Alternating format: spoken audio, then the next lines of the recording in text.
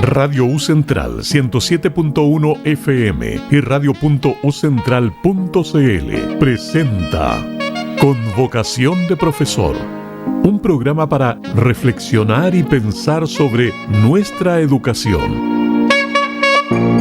Con Vocación de Profesor. Hola, muy buenos días. Miércoles ya 17, Ingrid. ¿Cómo estás? Helada, congelada, Alex. Pero yo encuentro un clima espectacular, a mí me gusta el frío. Ay, no, Alex, no. Definitivamente sí, espectacular el clima. No, Ingrid. estamos en la misma. Bueno, cada uno siente el clima de diferentes maneras. Yo siento que me congelo, que mis manos se van a romper, no.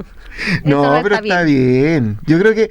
Pero está saliendo un poquito el sol. Pero el veranito, ¿por qué no el veranito? Veranito San Juan, que es... Hablando de San Juan. Hablando de San Juan. Tenemos alguna sorpresa por ahí.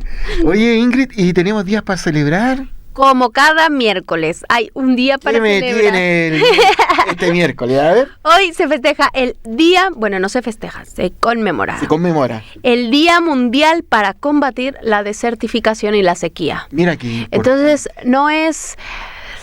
Hoy, mira, aunque no me gusta aceptar que el frío es necesario, se necesita en este país, que si no tenemos la nievecita, no tenemos agua. Justamente. Para y ahí combatir la sequía del verano. Igual en el desierto florido. Claro, también caen todas estas camanchacas, todo el tema para poder florecer ese desierto y se ve espectacular. Y es importante eso, ¿sabes? Porque el tema de la desertificación y la sequía ya es algo preocupante en todas partes del país. Claro. Y de muchos países. Y hablando de temperatura, los chiquillos nos indican la temperatura de hoy. Temperatura 9 grados. Ahí está Francisco David, 9 grados. Casi pillo a Francisco. No lo pillé. Todo bien, un saludo para los chiquillos que siempre están ahí apañándonos en estas mañanas heladas. Como siempre ahí. Oye, Ingrid, y como cada miércoles también tenemos conversaciones importantes. Claro, y hoy es un tema muy importante que tiene que ver con los hábitos de vida saludables. Perfecto. Que tú, que eres de educación física, sabes perfectamente que esos hábitos de vida saludable a veces no las llevamos a cabo en las universidades. Yo creo que en la facultad tampoco. En la facultad tampoco.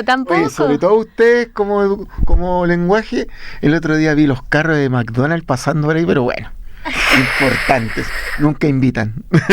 Nosotros siempre invitamos, siempre dejamos abierta la invitación para el que quiera comer McDonald's. No, pero una vez a la semana un McDonald's no es malo. Pero ahí estamos con ese tema, la temática importante de los hábitos de vida saludable, y nada más y nada menos con un profesor de educación física que está en la Universidad de Santo Tomás, hace clase allá, y también en el Instituto Profesional de Chile. Es magíster en actividad física y salud, máster en rendimiento deportivo, y ahora está prontamente a sacar su doctorado en educación.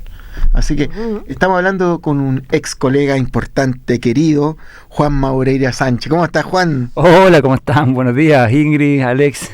Muy bien, gracias por la invitación. Se agradece harto este espacio de conversación y volver a una casa en la cual uno también hizo clase por mucho tiempo. Claro. Contento de estar aquí. Yo tengo que decir algo. Ahora que este tema de vida saludable lo va a introducir Juan, yo siempre le agradezco a Juan que él decía: tienes que tomarte el tiempo, no importa qué tanto trabajo tengas, para sentarte y almorzar. Entonces siempre lo pienso, siempre digo, sí, es verdad, tengo que tomarme el tiempo para sentarme y almorzar. Claro, es parte importante de los hábitos. Y no almorzar en la oficina, o sea, salir. Salir de la oficina. Claro. No, es importante de los hábitos. Me acuerdo cuando te pillaba ahí almorzando y te dije eso, tienes que almorzar, no importa. Si esto no se va a detener por uno o por otro, no se va a detener. Así que hay que almorzar. Hay que almorzar. Claro, hay que comer alimentos. Y aparte son momentos de descanso para uno. Claro. Ahí uno se despeja también y conversa, come tranquilo.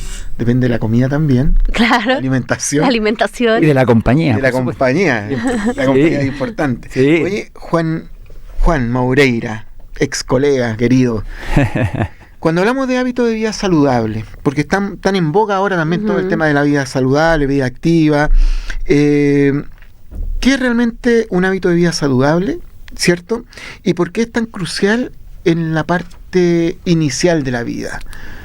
¿Cómo lo podemos ir incorporando en estos niños? Mira, bueno, un hábito de saludable es principalmente son comportamientos, está definido como ciertos comportamientos que tienen las personas, comportamientos específicos que llevan a establecer conductas específicas y que esas conductas específicas tienen un resultado positivo en el aspecto biológico, físico, cierto, y social, que permite de alguna manera algún impacto biológico, algún beneficio al cuerpo, ¿ya? Por lo tanto, toda la conducta son conductas y comportamientos que uno tiene. Ahora, es importante diferenciar de hábitos de vida saludable, de estilos de vida saludable, que muchas veces pareciera ser lo mismo, pero no lo son. O sea, un hábito es una conducta específica de una persona, ¿cierto? Y un estilo de vida está referido a un comportamiento más global en la cual participan varias decisiones que tú tomas en relación al entorno en que vives. Para poder establecer finalmente un estilo de vida. Por ejemplo, si tú te lavas los dientes, tú sabes que te lavas los dientes en la mañana, tienes una conducta, un hábito en la mañana, ¿cierto? A cierto horario, a cierta hora. Pero para que se transforme en un estilo de vida en términos de salud bucal, tú sabes que te tienes que levantar temprano, tienes que comprar un buen cepillo, tienes que comprar una buena pasta, tienes que tener hilo dental, tienes que hacer tantas veces un cepillado, tienes que hacer tantas veces un hilo. Entonces, fíjate cómo un entorno donde vives, ¿cierto?, que condiciona ciertas cosas, si tú lo adoptas y lo incluyes con ese hábito, se transforma en un estilo de vida. Lo mismo que correr. Cuando la gente dice, oye, voy a correr, ¿un hábito de correr? Sí, correr es un hábito de actividad física, de deporte. Pero, ¿qué me lleva a correr? Que me tengo que levantar temprano, que tengo que comprar ropa adecuada, que mido dónde está el circuito, que sé cuánto me va a demorar, que me hidrato, que me alimento, que tomo decisiones para saber cuál es el mejor recorrido. Entonces lo transforma en un estilo de vida. Es como más planificado. Así es. Entonces las cosas del entorno que están al lado me permiten tomar decisiones con respecto después a estos comportamientos y actitudes que me van a llevar un beneficio. Claro. Entonces, Claro. Y esto es importante tenerlo claro, sobre todo al principio de la edad. Nosotros que somos profesores y que trabajamos en una formación, mientras más en la infancia tomas estos comportamientos y te los enseñas, obviamente, mucho más fácil después adquirirlo y mantenerlo. Ya en edad adulta es mucho más difícil porque tienes ciertas cosas, comportamientos ya adquiridos, cambiar ciertas cosas es complicado. Pero mientras más niño, ¿cierto?, entras en esta adquisición de hábitos, mucho más fácil y mucho mejor después adaptarlo y mantenerlo, que es lo más difícil, pues, es mantenerlo. Por eso el mantenerlo se transforma después en un estilo de vida. Claro, el mantener el estilo de vida saludable, o Así sea, es. los hábitos, o sea, primero es un hábito. Ujú. Tú vas adquiriendo ese hábito desde niño y después ese hábito se hace necesario Así es. Claro. hacer el hábito y ahí ya tomas el estilo de vida. Claro, yo lo pensaba con esto de los hábitos del sueño o la higiene del sueño, la que le llaman la higiene del sueño, y que la higiene del sueño es haber tenido desde niño ciertos hábitos, ciertas rutinas, dormirse a la misma hora, para que en la edad adulta no sufras de insomnio. Así es. Entonces, qué importante es generar este tipo de hábitos desde la infancia, justo para evitar problemas en la vida adulta. Justamente el hábito del sueño, como te dices, es un hábito, que tienes que dormir, Claro. ¿cierto? Tienes que saber dormir, tienes cierto horario. Y cómo lo transformas en un estilo es porque en tu medio haces cambios, tomas decisiones, tienes una cama, una buena habitación, cierras las cortinas, hay cierto horario que tú duermes, hay cierto horario que despiertas, tienes un colchón determinado, ¿cierto? La cama de cierta posición, ¿cierto? O sea, tienes decisiones en el entorno que te llevan justamente a poder dormir de buena manera, transformando ese hábito de sueño en un estilo de vida de sueño confortable, que no llegaría a acostarse, sino que tienes que tomar ciertas decisiones que tu entorno te está permitiendo hacer para justamente llevarlo a un estilo. No llegaría a acostarse con la luz prendida, tú haces una preparación, y esa preparación, que lo haces permanente, te transforma en un estilo de vida. Claro.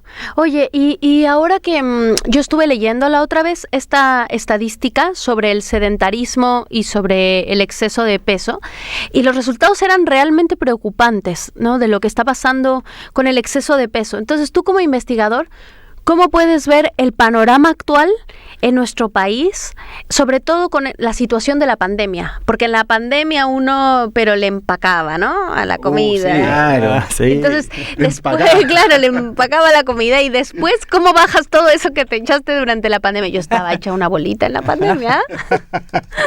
Todo estaba Además, igual. como no podías salir a la feria a No, comprar claro. comida más saludable, tenías que comer muchos enlatados. Entonces el exceso de sodio era tremendo. Yo me acuerdo, nos daba tanto terror salir que comprabas lo que había. Sí, absolutamente. Bueno, el panorama sigue siendo muy, muy crítico, ¿cierto? A nivel mundial, sobre todo de adolescencia, de adultos, las tasas de obesidad y las tasas de sedentarismo siguen siendo muy altas, 70 y tantos por ciento, 80 y tantos por ciento.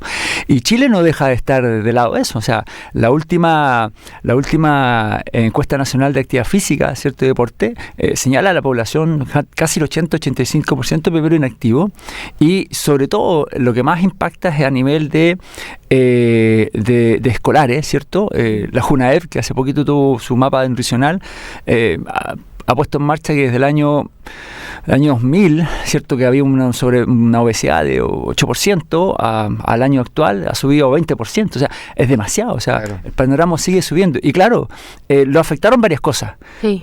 Sobre todo la pandemia, ¿cómo señalas tú? O sea, la pandemia modificó muchas conductas, modificó muchos hábitos, sobre todo porque estaba al alcance, sobre todo porque había restricción de salir, sobre todo porque no habían ciertos negocios que se abrían a cierto horario, que tú no podías salir, necesitabas permiso para hacerlo, tenías el miedo de contagiarte. Entonces, claro, ¿qué es lo que hizo finalmente eso? Que te limitara a estar dentro de tu habitación y pedir las cosas de afuera. Incluso cuando lo pedías, salí con bastante riesgo, ¿cierto? Todo casi armado, parecía, ¿cierto? Sí, Armagedón. Armagedón. Sí. Claro. Y estos palitos que uno utiliza para el celular, prácticamente con eso le decís, póngame ahí para no contagiarme. Y le echabas alcohol a todo. Claro. Entonces eso modificó conductas. Y la gente empezó a acostumbrarse a eso. Y fíjate que aparecieron los delivery con mayor fuerza, que hoy día se mantienen aún. Entonces hoy día es mucho más fácil ahora. La gente dice, ¿sabe qué? ¿Para qué voy a hacer tremenda fila? Mejor pido. Claro. Y se empezó a quedar en sus casas. Sí. Entonces eso significó que la gente empezó a moverse menos.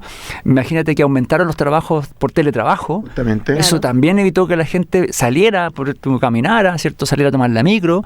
Entonces empezó la gente a guardarse. Y eso obviamente alteró muchas conductas. Conducta que hoy cuesta volver, digamos, a la habitualidad, si lo podemos decir, porque ya están instaladas.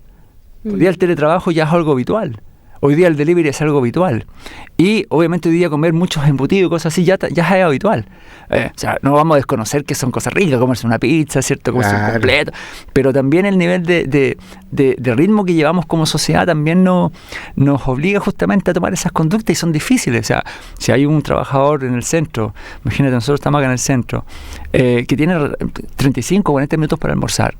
Entre que sale de la oficina ya se le fueron 10. Claro. Entre que va al centro para buscar algo donde almorzar, que está todo lleno, 10 más, 20 más. O sea, ya tiene que volver. Entonces, ¿qué le es más fácil? Bajar, ver el carrito que está con la empanada, el completo, lo come ahí y vuelve a la oficina.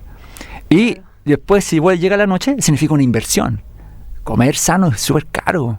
Sí. Caro. Sí. Hoy en día se ha vuelto mucho más caro. Claro, entonces es más fácil y más barato la comida más rápida. Claro. Imagínate que un sándwich en un supermercado de esto así saludable te cuesta 5.000, 10.000 pesos. Y por 5.000 pesos vas se pueden decir cualquier cosa, McDonald's, claro, el mugrerín, el vomitón, claro, ¿cierto? El Johnny Rocket. Por 5 lucas tenéis papas fritas, bebida, una hamburguesa, claro, empanada, y más encima la bebida la podéis repetir todas las veces que queráis, por 5 lucas. Claro. Entonces, claro que uno dice, a ver, costo-beneficio, ya más rápido, me gusta más, es más rico, es más barato, como esto. Entonces, lamentablemente ahí, eso sigue contribuyendo a que tengamos un alto índice de obesidad, que es preocupante, porque saturas después el sistema de salud. Claro. Saturas el sistema de salud. Y claro, no puedes atender a la la gente que necesita ese problema. Oye, en función de eso, porque tu investigación, tú estás haciendo investigación en relación a esto, prácticamente. Sí, mi doctorado se basa justamente en eso. Tu doctorado. Cuando hablamos de cambios de hábitos, porque igual tú vas generando este hábito del sedentarismo. Sí. ¿Cuánto cuesta a una persona que vaya cambiando este hábito, esta conducta, a hacer una conducta saludable? Desde pasar de las conductas sedentarias a una conducta ya más activa, o una conducta que como chatarra, a una conducta saludable. ¿Cómo se va modificando el cerebro en ese contexto? Oye, qué buena pregunta esa. Mira, el año 2010 hay un trabajo de Lili y colaboradores que señalaban que ellos tomaron una serie justamente de estudiantes universitarios para ver esta situación, cuánto se demoraba en obtener un hábito. Un hábito. Y hicieron un cuestionario, tomaron a sujetos de manera voluntaria, ¿cierto? Cada uno adoptó una medida de una acción específica, o se alimentaba sano o hacía actividad física sano. Y se registraban diariamente cuántas veces lo hacían, cuántas veces no lo hacían, qué se le olvidaban. Y lograron establecer los investigadores que para justamente formar un hábito de automaticidad primero, se demoraban 66 días. El 95% de las acciones de automaticidad demoraban alrededor de 66 días. O sea, a partir de eso, uno podía justamente tomar un hábito. O sea, ellos establecieron en primera instancia, que es una de las únicas investigaciones que hay a nivel internacional, que han estudiado justamente lo que tú mencionabas, que cuando el cerebro hace este cambio para decir, esto es un hábito, esto ya lo automatizo, esto ya lo hago casi por inercia. 66 días. Casi 2 meses. 2 meses, claro. Y obviamente que tuvieron algunos otros resultados, dependiendo de lo que hacían, la actividad, ¿cierto? Algunos se demoraron un poquito más, pero ellos establecieron 66 días. O sea, podríamos mencionar que, desde el punto de vista de la ciencia, ¿cierto? El cerebro se demora 66 días en automatizar O sea, una acción. Esas acciones en tiempos cortos no se automatizan. No, para nada. El cerebro tiene que hacer un chip muy fuerte para justamente cambiar el conducta. Porque claro, cambias tu conducta y después ellos decían que había que cambiar justamente mis conductas en relación al entorno que estoy viviendo. Claro. Porque el entorno me también condiciona cosas. Entonces, yo no vivo solo, mi conducta no es sola y por lo tanto esas conductas están condicionadas por mi diferente entorno. El entorno directo, ¿cierto? Familiar. Claro, familiar. O sea, primero el directo, el que yo tengo con ciertas personas. Segundo, el familiar. ¿Cierto? Perfecto. Y tercero, el social. O sea, hay tres entornos que me van a condicionar justamente esa forma de cambiar. Entonces, en ese sentido, ellos establecían que 66 días, más o menos, ellos podían ya establecer un habitué, algo habitual. Algo habitual. Ah, qué interesante eso. Mira, yo tengo ahí un problemita. que no tengo 66 días para eso. No tengo 66 días. Yo quiero contar algo. El otro día la Ingrid estaba con dolor de espalda. Ya. Me hice hacer 2 ejercicios y ya quedó con taquicardia, pero al máximo. Y era el ejercicio en tierra, po. Y yo subo las escaleras y estoy escupiendo el pulmón.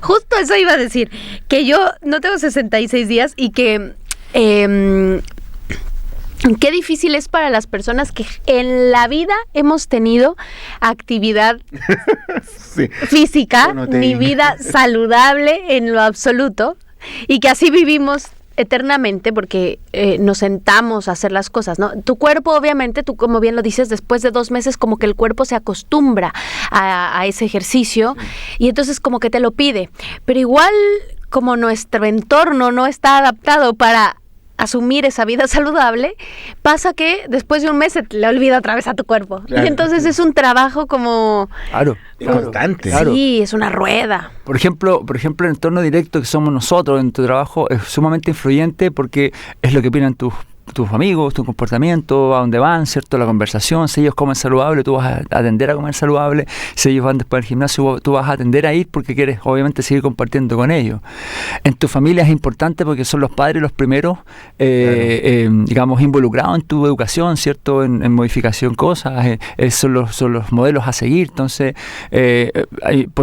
también es importante si tú eres el hijo único, si tu padre te acompaña en el deporte, si eres el mayor de tantos hermanos, o eres el menor, o eres el medio, ¿cierto? Cómo te relacionas con ellos, cómo ellos a lo mejor hacen deporte y te llevaban a ti. Y el aspecto social, obviamente, la relación con los amigos. Los amigos son importantes para todos en términos de también de consolidar tu formación. Si los amigos van a jugar a pelota, si los amigos hacen deporte, si los amigos, ¿cierto? O se juntan en la plaza, o si es que hay plaza, si es que no hay, si es que hay sector de áreas verdes, si está bien iluminado. Todas esas cosas en el ambiente social, claro que influyen justamente en todos estos comportamientos. Entonces se hace sumamente complejo. Oye, pero yo tengo una pregunta con eso. Por ejemplo, un niño cuyos padres no hagan nada, no hacen nada, pero los papás la llevan constantemente al ejercicio.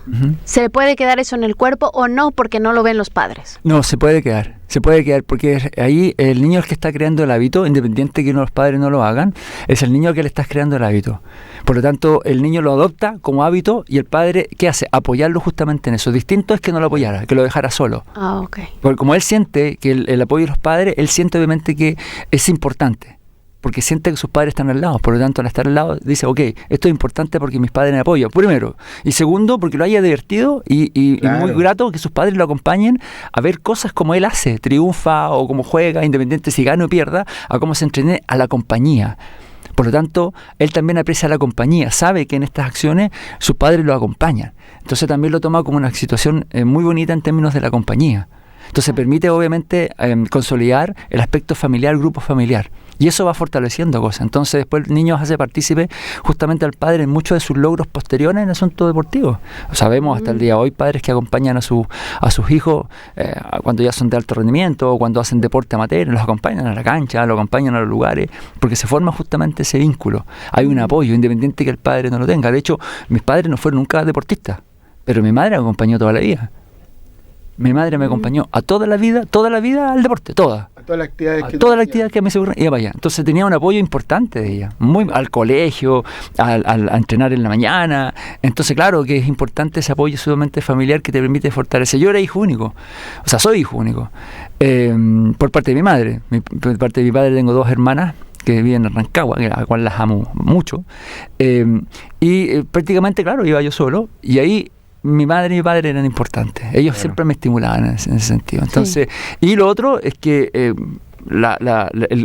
y eso también es importante, la educación física que yo tuve en el colegio, que es una asignatura, ¿cierto? Educación física, salud, que es importante en esto.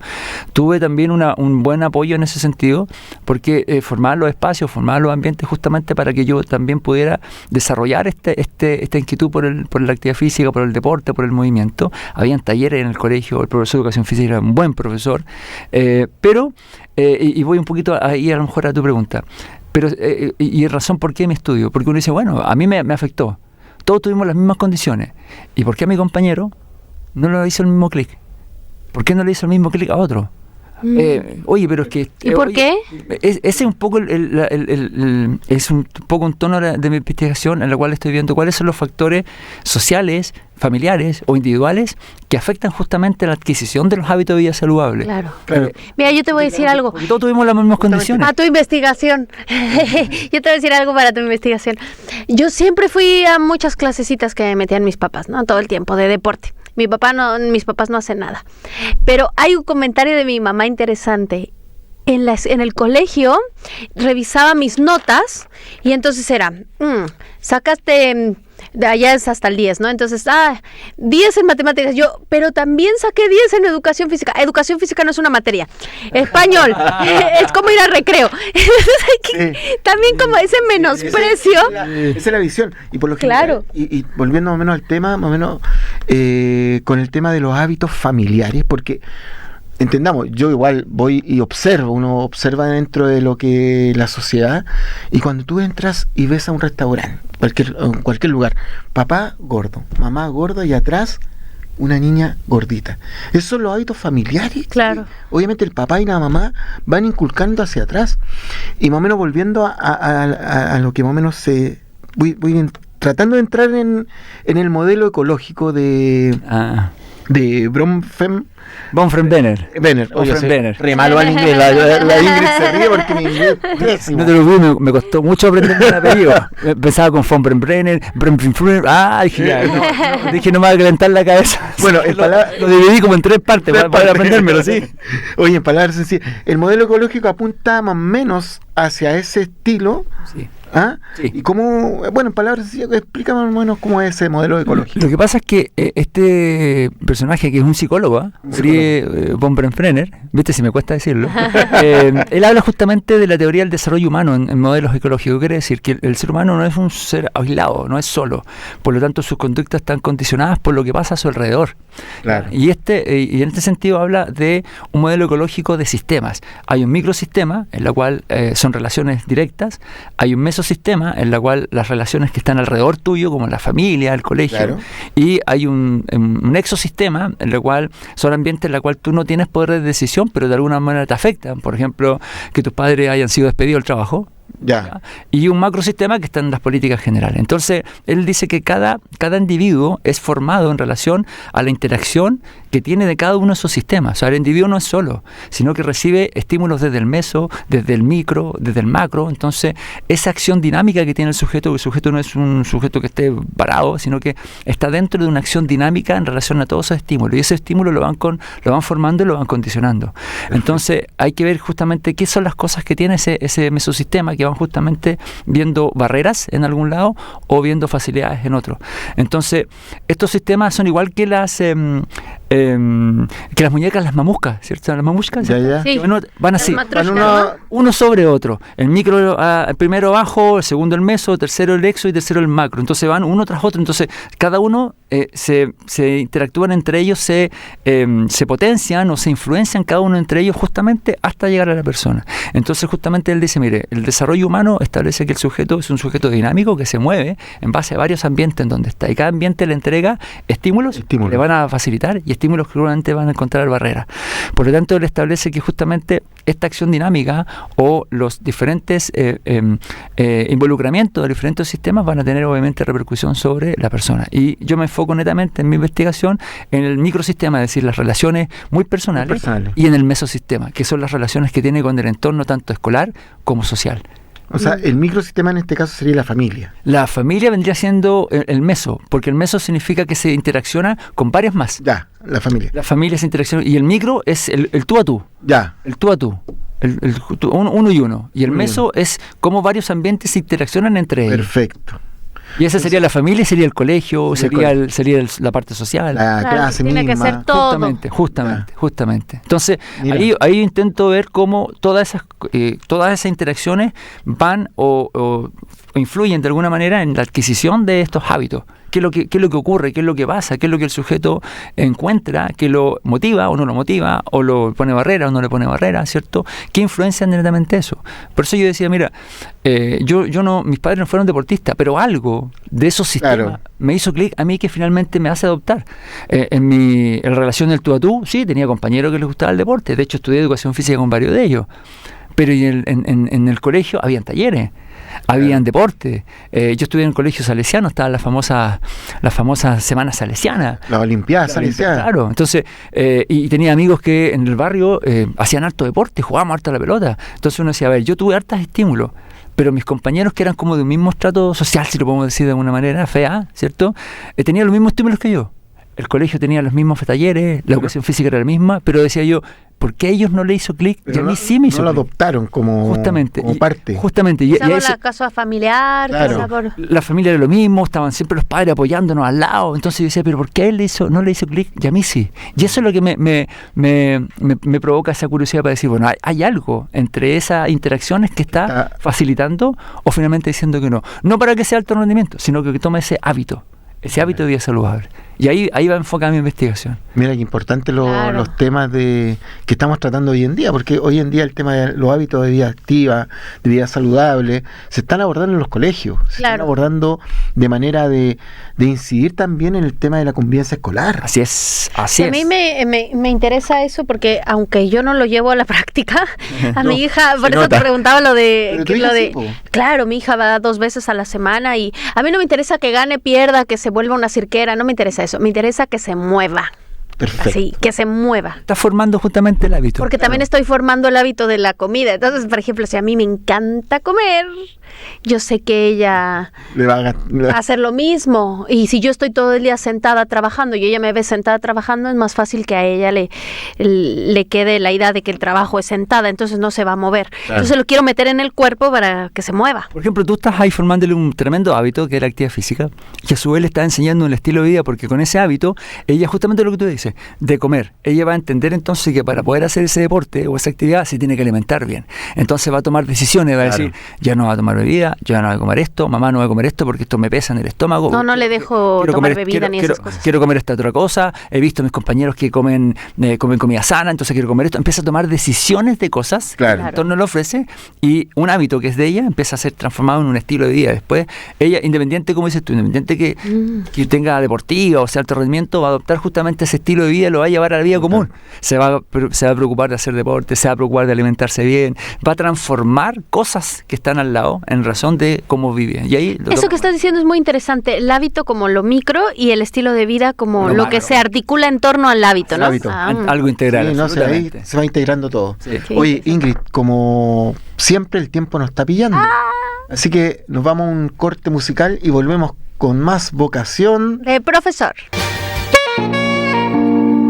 Estamos escuchando en Radio U Central 107.1 FM y radio.ucentral.cl. Con vocación de profesor. Y volvemos otra vez a nuestro programa con vocación de profesor, Alex. Un temazo. Hábitos de vida saludable. A mí me encanta. Alex está pero en su salsa, así.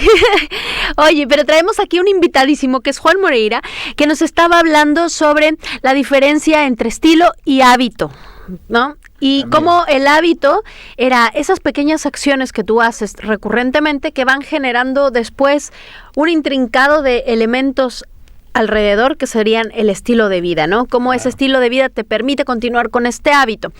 Y vimos también otra cosa interesantísima que yo no sabía, que la formación de hábito requiere de 66 días, que eso me pareció así como maravilloso, brutal. Pero si la pierdes, se te cae otra vez. Claro.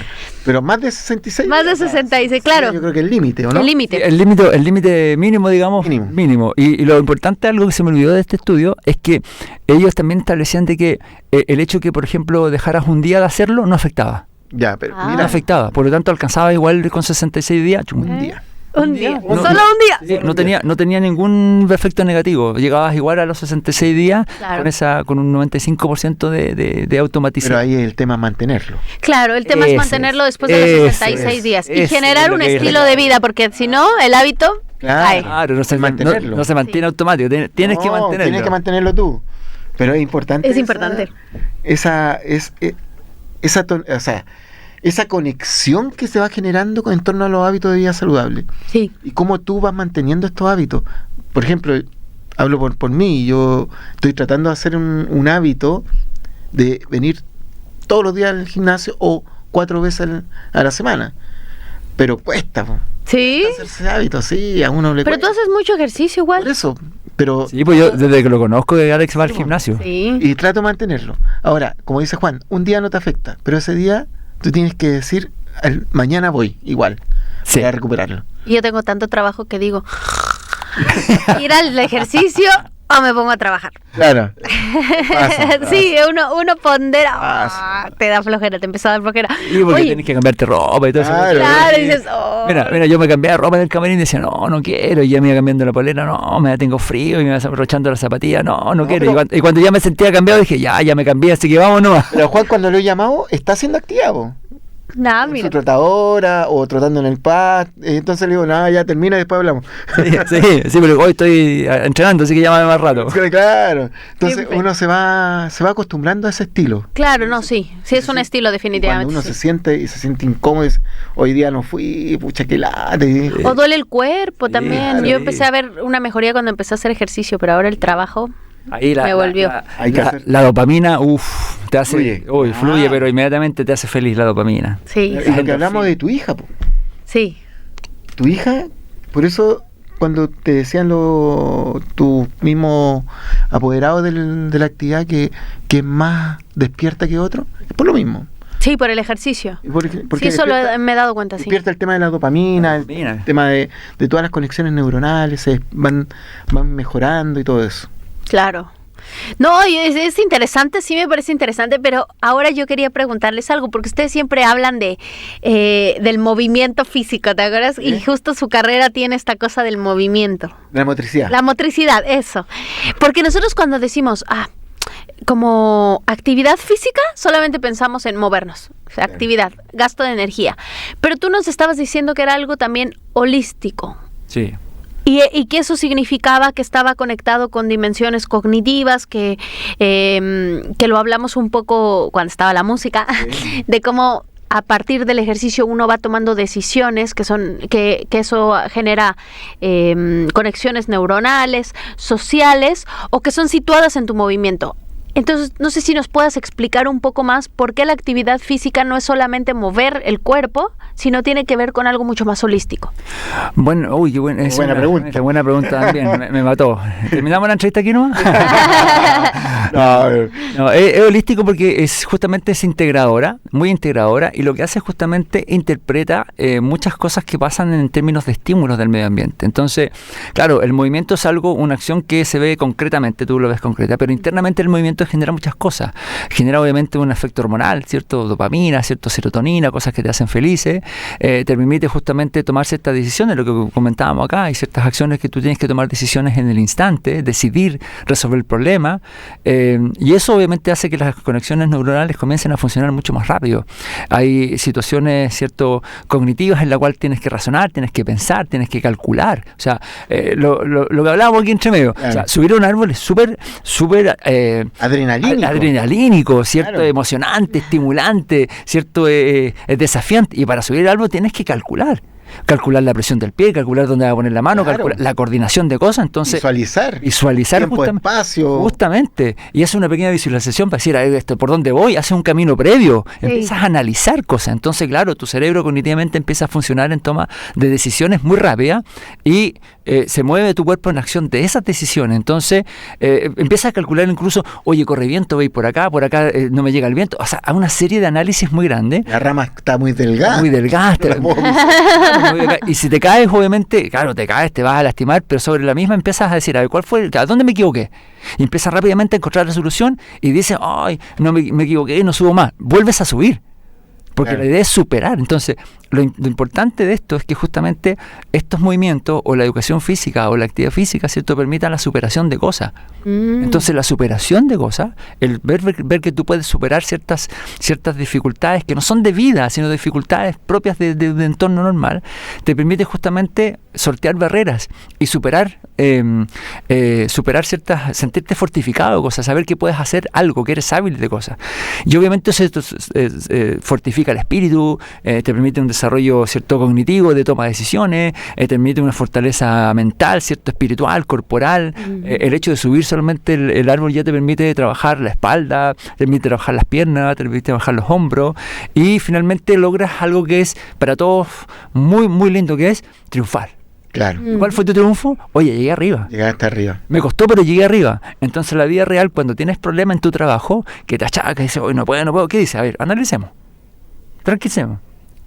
¿Qué puedo hacer? ¿Por qué camino voy? Voy por este camino, y tomo decisión, hasta que llegas a una solución y dices, oye, llegué a la meta, triunfé. Triunfé, lo pude hacer.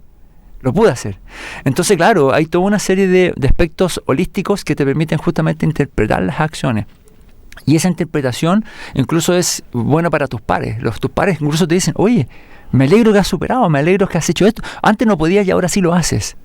Entonces, claro, esta interpretación de un sujeto que sube nomás, ya deja de ser, cuerpo sube el logro, sino que tiene toda una integridad en términos justamente de lo que ocurre, de lo que ocurre alrededor tuyo. Empezar a dar sentido al movimiento. Sentido a lo que estás haciendo. Sentido. Y el resto ve en ti justamente esa superación y se empieza también a contagiar. Claro. A contagiar de esto. Dice, oye, si él pudo, yo también. Y empiezas a atraer a la gente. Entonces esa energía positiva empieza a fluir con todos y empiezas a atraer a toda esta cantidad de gente que empieza a hacer lo mismo. Ven que no es algo imposible, que son pequeños cambios. Hay un libro muy lindo que se llama Hábitos Atómicos, ¿ya? En la cual yo se los recomiendo que lean. Es algo muy concreto. En este libro el autor señala que hay ciertos hábitos llama hábitos atómicos, que nos permiten cambiar las conductas. Y él empieza relatando la historia de los ciclistas del Tour de Francia, que nunca habían ganado, los belgas o los ingleses nunca habían ganado el Tour de Francia, nunca. Y lo ganan la primera vez haciendo cambios. Y le dicen, oye, pero ¿qué hiciste de cambio? Miren, dice él, no hice grandes cambios, solamente cambié una cosa al día que significaba un 1%. Ese 1% se juntó con el 1% del otro día y del otro día, y eso al final de toda la temporada significó ganar el Tour. Y le dice, pero ¿y qué cambio hiciste? No, por ejemplo, empecé a decirle que tenían que dormir 9 horas. Claro. Después que tenían que guardar las bicicletas limpiecitas. después que había que mejorar el lugar donde guardaban las cosas, que después había que tomar agua en vez de bebida. Después, o sea, una serie de cambios muy pequeños que no significaban cosas muy grandes, muy pequeños. Y ese era significaba para él un 1%. Por lo tanto, el ir cambiando pequeñas cosas que signifiquen un 1% diariamente, se van juntando y te permiten justamente transformación.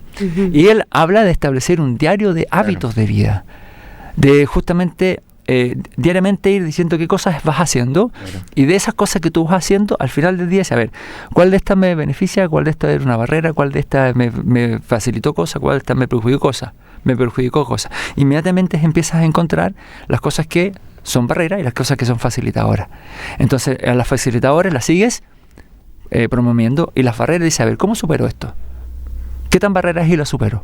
¿Cómo lo cambio esto para que de barrera pase a ser una solución? O dice, a ver, ¿por qué es barrera? ¿Por qué se genera que es una barrera? ¿Debido a qué? Debido a que, no me levanté temprano. Es una barrera. Por lo tanto, tengo que cambiar me levanto temprano. Si me levanto temprano, significa que eso que barrera ahora ya no existe. Ya lo superé. Entonces, empieza diariamente a generar un diario de hábitos. Es un libro muy, muy, muy práctico, muy entretenido, aparte que es una lectura muy entretenida con ejemplos muy diarios. Entonces, ahí yo les invito a hacer una lectura muy linda de ese libro. Van a encontrar varias soluciones y tal como uno lo lee, dice, oye, pero si esto me pasa a mí. Y cuando te pasa a ti, dices, listo. Es lo que me pasa a mí, por lo tanto lo voy a hacer. Juan, ¿cómo en este engranaje de hábito o de conversación, el rol de la clase de educación física, cómo lo podemos ver como rol importante? Bueno. ¿Qué rol puede jugar ahora? Es un rol importantísimo. O sea, a través del Ministerio de Educación, ¿cierto?, que establece que la educación física o la asignatura de educación física salud es un eje principal, ¿cierto?, porque justamente permite todo un ambiente estructurado que permite justamente el aprendizaje y la enseñanza de todos estos hábitos. Es un eje principal, ¿ya? Permite justo el ambiente de aprendizaje, y es ahí donde justamente se deben formar estos hábitos. Hoy en día, si analizamos algunas de las asignaturas no solamente educación física, del plan curricular del Ministerio, vemos que no solamente educación física habla de hábitos de vida saludable, también ciencias naturales, por ejemplo, habla de hábitos de vida saludable en sus objetivos de aprendizaje. ¿Ya? Y también habla una asignatura que realmente nosotros que fuimos al colegio no la pescábamos mucho, orientación, que era justamente para ver que saliera la directiva, para ver la fiesta, ¿cierto?, cuando reuníamos por la plata.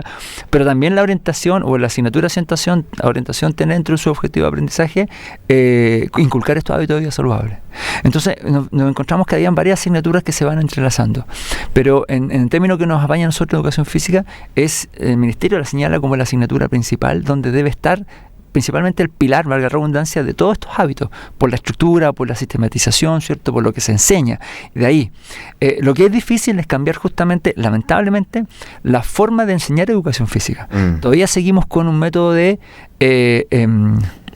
resultadista, biomédico y resultadista. O sea, el test físico, si saco tanto, un 7. Si bajo de peso, tanto. Si hago esto, y falta justamente la parte holística, la parte cualitativa de justamente el valor agregado que tiene la educación física, justamente el hábito, en el estilo, el cambio de cosas, interpretar las cosas distintas, ¿cierto? Esta cosa integradora, decir, mira, yo vivo en un sistema que me tiene que ayudar y favorecer. Entonces, claro, seguimos siendo biomédicos, seguimos analizando otros aspectos fisiológicos, consumo de oxígeno, creatinquinasa, claro, en sujetos de rendimiento, pero en el sujeto normal que no busca eso, sino que busca placer, busca a través de la actividad física obtener herramientas de movimiento que le permitan sortear la vida diaria, como subir la micro tranquilo, como que no le duele las rodillas cuando va subiendo el metro, ¿cierto?, la escalera eterna, que pueda cuando vamos el pulmón claro, que pueda salir corriendo tras la micro atrasado, que pueda saltar una poza de agua cuando llueve. O sea, si tú te fijas, vamos curioseando, si tú te fijas en día de lluvia, al lado de una poza, fíjate cómo salta la gente las pozas. Algunos toman vuelo y caen ahí mismo. Claro. Se mojan igual. Otros tratan de hacer un salto y fíjate que saltan literalmente para abajo. Claro. Saltar para abajo. Claro. Y los que van corriendo, fíjate, incluso cuando van a llegar a la orilla, tratan de hacer un pasito corto porque no saben qué pierna empujar. O sea, no saben saltar. Y lo peor de todo, que uno dice, oye, pero si tú ves una poza, ¿qué es lo que es más natural que vas a hacer? Vas a ocupar o vas a buscar dónde está el estrecho más angosto y vas a saltar ahí. No, uno va saltando eso. Entonces...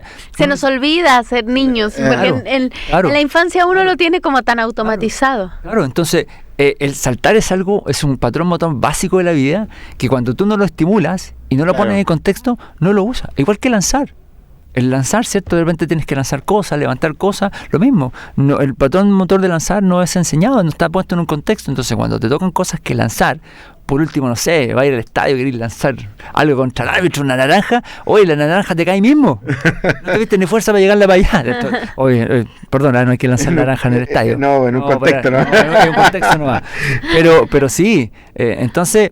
es un pilar fundamental en la educación física porque te da herramientas justamente para sortear cosas de la vida. Si no la tienes, obviamente que te va a ser más fácil porque entras a la parte de que, pucha, me da vergüenza, pucha, la ridiculez, pucha, es que esto, el resto me va a mirar medio raro, pucha, no puedo en la playa jugar voleibol porque no sé jugar voleibol, y si lo hago se largan todos a reír, pucha, no me quiero cambiar en el camerín porque estoy gordito. Entonces, lamentablemente empezamos a estigmatizar. En cambio, si logramos que la educación física pueda salir de este aspecto biomédico, cuantitativo, ¿cierto? Del test físico, de las cosas, de las notas, que lamentablemente nuestro sistema está en eso, y incorporamos la parte cualitativa en términos del valor agregado que tiene, en el sentido de valorar la vida saludable. Un sujeto que se mueve mucho mejor, ¿cierto? Un sujeto que se alimenta mucho mejor, un sujeto que realmente le da valor a lo que está haciendo. Podemos encontrar al sujeto y decir, decir, ¿sabéis qué? Educación física no es solo correr, que es lo que pasa. Darle un sentido. Es un sentido. La mayoría que sale del colegio, pregúntale, ¿qué aprendiste en educación física? No, correr. Claro. ¿Quería hacer actividad física alguna vez más? No quiero, porque no quiero correr nunca más. Entonces uno dice, pero si educación física no es correr, es otra cosa. Es otra cosa, es movimiento, es poder expresarte a través del movimiento. Tienes natación, tienes ciclismo. Que no lo había pensado que podía hacer eso. Pero si eso es, que como a mí me enseñaron a correr, era correr nomás. Claro. Y encima corría y me ahogaba, y esa sensación mala que sentía no la quiero volver a repetir. Recuerda que en el hipotálamo, al lado está la parte sensorial. de las emociones. Sí. Por lo tanto, los recuerdos se adosan ahí. Si hay un recuerdo mal, la sensación rápidamente va a estar ahí y dice, no quiero hacerlo más. Claro. Entonces el cerebro aprendizaje está ahí al lado de las sensaciones. Por lo tanto, la educación física tiene que llevar sensaciones agradables para que tú puedas decir, oye, esto lo voy a hacer siempre porque me gusta. Y entonces encuentras muy lógico decir, ¿sabes qué?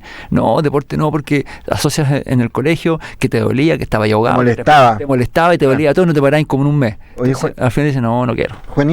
Juan, estamos ya en tiempo. Hoy se nos pasó volando la hora ahí. Rapidísimo. Oye, en poquitos minutos, en 30 segundos, recomendaciones, algún dato que tengas por ahí. Dos recomendaciones en términos de esto mismo. Uno cortito, familiar. Tiene que haber esta corresponsabilidad. Responsabilidad entre los padres y una responsabilidad con los hijos para llevarlo, absolutamente. Y lo segundo, entender que esto, y tú que estás justamente metido en estas asignaturas de bidireccionalidad y más que sea una actividad bidireccional. Que el padre disfrute con su hijo y que el hijo disfrute con su padre. Puerto. Que ambos disfruten lo que están haciendo. ¿Saludos? ¿Y saludos? A mucha gente. No quiero decir porque se me queda alguien afuera. Después van a acusar. Pero a mi señora que me está escuchando sobre todo. Perfecto. ¿Sí? Saludos para que me crea que estoy aquí. No, se está acá conmigo. Agradecido enormemente a ustedes por la invitación y a la Universidad Central. Muchas gracias por volver a encontrarme con ustedes, con caras muy amables, con gente muy amable, a los cuales aprecio harto y haber tenido esta linda conversación. Así que se agradece. Muchas gracias. ¿Ingrid? No, yo como siempre saludo a toda la facultad, a todos los que nos están viendo. Perfecto. Y también saludo ahí a la facultad, Juan. Invitadísimo para la próxima. Cuando quieran aquí. Agradecido que haya aceptado nuestra invitación. Así que nos estamos viendo próximo miércoles con otro programa más, se me olvidó. Convocación de profesor. Así nos vemos. Chao.